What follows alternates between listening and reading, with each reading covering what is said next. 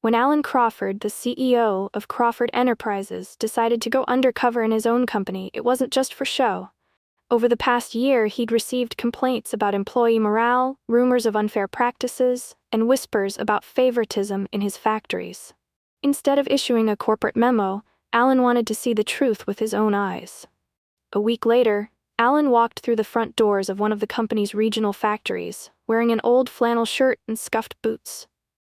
His usually clean-shaven face was hidden behind a scruffy beard, and his thick glasses gave him a slightly nerdy look. To the workers, he was simply Eli Rogers, a new hire in the shipping department.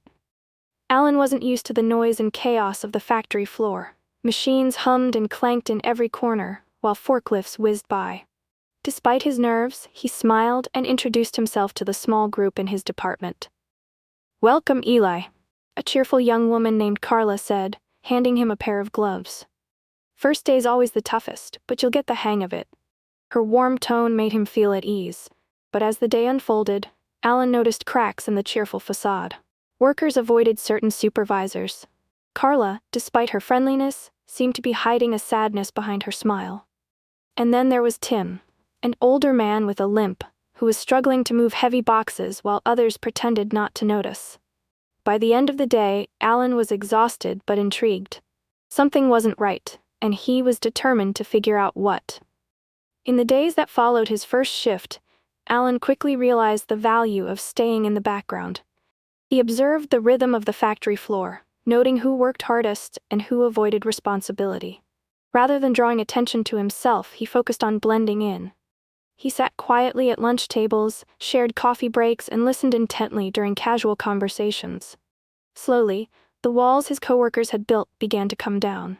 One rainy afternoon, Alan found himself sitting across from Tim in the cramped break room. Tim's worn hands, cracked and calloused from decades of hard labor, clutched a lukewarm cup of coffee. He leaned back, wincing slightly as he shifted his weight off his bad knee. "They don't care about us," Tim muttered, almost to himself. His voice was gravely, hardened by years of experience. 20 years in this place, and you'd think it'd count for something. Alan tilted his head, urging Tim to continue. "I hurt my knee last year," Tim explained, rubbing the joint absent-mindedly. "Twisted it bad on the loading dock. Management claimed it was my fault as Moore didn't want to pay for therapy or give me light duty while I recovered. Said I should have been more careful." His lips twisted into a bitter smile. "That's what loyalty gets you around here." Alan felt his chest tighten. He'd seen Tim struggling on the floor, lifting boxes and pushing pallets far beyond what a man his age should be doing. "That's awful," he said, keeping his voice neutral. Tim shrugged, his eyes betraying the weariness of someone who had long since given up fighting. "Doesn't matter. Gotta keep working, bad knee or not. Bills don't pay themselves." Later that day, Alan found himself working beside Carla, a young mother whose bright smile and quick wit had made her a favorite among the team. As they stacked boxes, their conversation drifted to her home life. "My son's been having trouble with his asthma lately," she said, her voice softening. "The doctor switched him to a new inhaler, and it works great, but—" She hesitated, glancing at Alan. "But?" Alan prompted gently. She sighed. "They cut our benefits last month. His medication isn't covered anymore. I've been picking up extra shifts just to afford it. And even then, it's tight." Alan's throat tightened. "That's not right," he said, anger simmering just below the surface. Carla gave a resigned shrug. "It's how things are. You work hard, and they take more and more away. Doesn't matter how much you give. It's never enough for them." As the days turned into a week, similar stories poured in from nearly everyone Alan spoke with. Workers complained about faulty equipment and safety hazards being ignored. Others talked about supervisors who played favorites, giving easier tasks to their friends while piling extra work on those who spoke up. The resentment was palpable. By the end of the week, Alan was struggling to sleep. Every story felt like a blow to his heart. He had built Crawford Enterprises with the dream of creating an environment where employees were valued and respected. Somewhere along the way, that dream had been twisted into something unrecognizable. Alan stayed late one evening, helping Tim finish organizing a shipment of boxes. The warehouse was quiet. save for the hum of fluorescent lights and the occasional creak of a pallet jack. Tim moved slowly, his limp more pronounced after a long day on his feet. Alan offered to take over, but Tim waved him off. "I've got it, Eli," Tim said with a tired smile. "I've been doing this for years. Don't think a little knee pain's gonna stop me now." Alan admired Tim's resilience, but it only made him more determined to address the injustices he'd uncovered. Just as they were finishing up, a sharp voice cut through the stillness. "Tim, what are you still doing here?" Alan turned to see Mr. Grayson, the factory manager, striding toward them. His expression was a mix of irritation and disdain. Alan had heard plenty about Grayson over the past week, none of it flattering. Tim straightened up, visibly tensing. "Just finishing the shipment, sir," he said, his voice cautious. Grayson snorted. "Overtime again? You're lucky we even keep you around, old man. Maybe it's time we brought in someone who can actually keep up with the work." The words hung in the air like a slap. Tim's face fell, his shoulders sagging under the weight of the insult. He nodded meekly and began gathering his things, avoiding Grayson's gaze. Alan felt his blood boil, his fists clenched at his sides as he watched Tim shuffle away, defeated.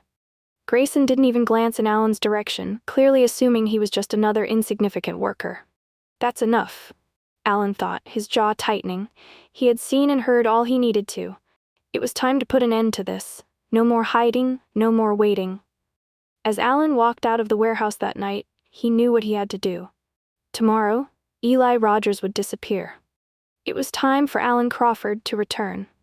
By Monday morning, the factory buzzed with speculation. Workers whispered in the break room and along the assembly line, trying to guess what the sudden all-hands meeting was about.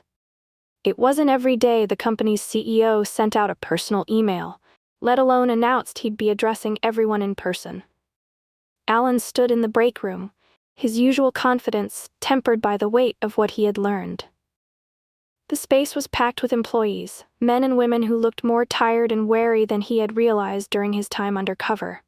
As they filed in, many exchanged puzzled glances, their eyes darting toward the man in the tailored suit at the front of the room. It took a moment before recognition set in. Gasps and murmurs spread like wildfire. "Wait, that's him. That's the CEO. I thought he was one of us. Eli? What's he doing here?" Alan raised a hand, signaling for quiet. The room fell silent, though the tension was palpable. He took a deep breath, scanning the sea of faces before him. These were the people who had unknowingly opened their lives to him, who had shared their pain, frustrations, and dreams. Now, it was his turn to speak. "I've spent the past 2 weeks working alongside you," he began, his voice steady but laced with emotion. "I've heard your stories, I've seen your struggles, and I need to start by saying this. I'm sorry, I'm ashamed." The words hung in the air, heavy and raw. Alan paused, giving them a moment to sink in. "This company was built on the idea that we're a family," he continued, "that every person here matters. But somewhere along the way, we lost sight of that, and I take full responsibility. That's on me." The workers exchanged glances, their expressions a mix of surprise and uncertainty. Alan's gaze swept the room until it landed on Mr. Grayson, who stood near the door, his face pale and his jaw tight. Alan felt a flash of anger but kept his composure. "Effective immediately," he said, his tone firm. "We'll be reviewing every department and making changes where they're needed, and that starts with leadership." Grayson stiffened, his eyes widening. "Sir, Alan cut him off, his voice sharp. "You're fired. Pack your things." The room erupted into stunned silence, followed by a few murmurs. Grayson's face turned beet red as he sputtered, trying to form a defense, but Alan didn't give him the chance. "This is not a discussion," Alan said, his tone leaving no room for argument. "I've seen firsthand how you treat these employees. There's no place for that kind of behavior in this company." Grayson hesitated for a moment, then stormed out, slamming the door behind him. Alan turned back to the workers, his expression softening. "This isn't just about removing one bad manager," he said. "This is about rebuilding trust, about making things right. I'm not asking for your forgiveness yet. I know I have to earn it, but I promise you this. Change is coming." The room remained quiet for a moment, and then slowly, a few workers began to clap. The applause spread, hesitant at first, but soon the room was filled with it. Alan felt a lump in his throat as he nodded in acknowledgement. Over the next month, Alan threw himself into the work of repairing the company's broken culture. He started by meeting with employees across all departments, listening to their concerns and suggestions. For the first time in years, the workers felt like their voices mattered. One of Alan's first actions was to reinstate the benefits that had been cut. He worked closely with the HR team to ensure that health coverage was comprehensive and accessible. Tim received the therapy he desperately needed for his knee, and Carla no longer had to worry about affording her son's asthma medication. Safety protocols were another priority.